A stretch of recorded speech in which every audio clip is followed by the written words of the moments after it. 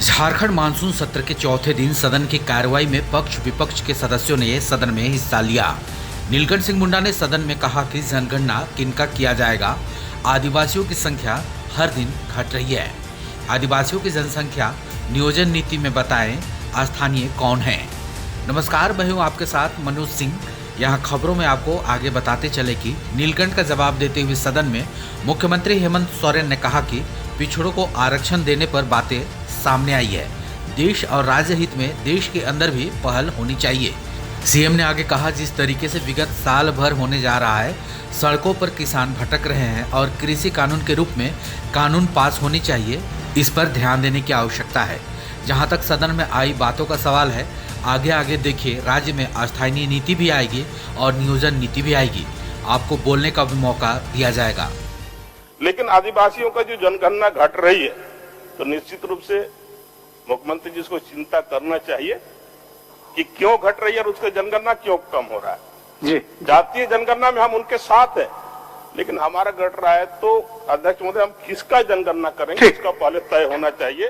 पिछड़ों को आरक्षण को लेकर बातें सदन में आई और राज्य सरकार भी इस पक्ष में है कि पिछड़ों को आरक्षण मिले।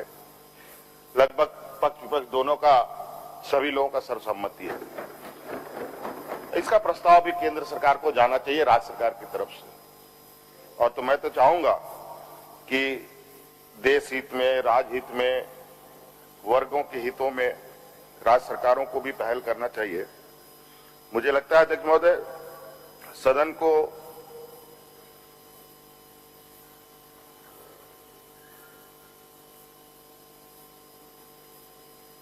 देश के अंदर, राज्य के अंदर वर्गों के ऊपर हो रहे नए नए प्रयोग पर भी नजर रखना चाहिए। विधानसभा को, विधायिका के इस मंदिर में उसकी चर्चा होनी चाहिए और सबकी भावना के साथ हम लोग भी सहमत हैं पिछड़ों को आरक्षण देने के लिए, सर्वसम्मति से इसका प्रस्ताव केंद्र सरकार को भेजने के लिए। साथ साथ में अध्यक्ष महोदय, यह भी होना चाहिए, जिस तरीके से विगत लगभग साल भर होने जा रहे हैं, सड़क पर किसान भटक रहा है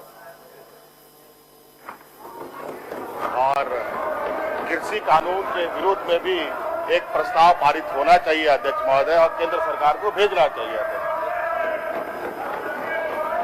और अध्यक्ष महोदय, जहां तक रोजगार नियोजन नीति की बात है अध्यक्ष महोदय, ये पहला कदम है अध्यक्ष महोदय। आगे देखिए, नियोजन नीति भी आएगा, स्थानीय नीति भी आएगा, 32 होगा तो 36 होगा, ये भी आपके सामने आएगा और आपको बोलने का मौका नहीं दिया जाएगा। आपको जो वक्त भी दिया गया था, आपने वो वक्त खो दिया है और आज वो नतीजा है कि आज आप उस तरफ बैठे हैं और कल आप इस सदन से बाहर नजर आएंगे।